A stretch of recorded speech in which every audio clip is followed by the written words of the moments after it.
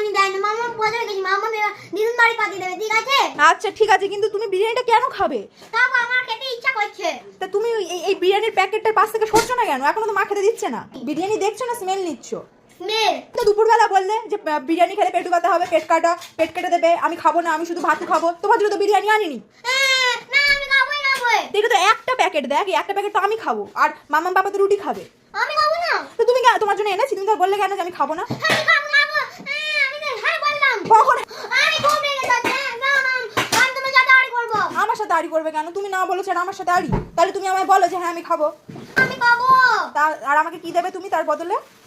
Rasgulla, pitch, পেটু, দুধু, তারপরে মুখ, তারপরে কান, তারপরে গলা, তারপরে পা, তারপরে পেটু, আচ্ছা তারপর পিচ, সব কথা খাবে তুমি। সবকটা খাবো তো আমি? হুম। ওকে ডান, তাহলে ডান। কে কে? আমি আর তুমি বিরিয়ানি খাবো।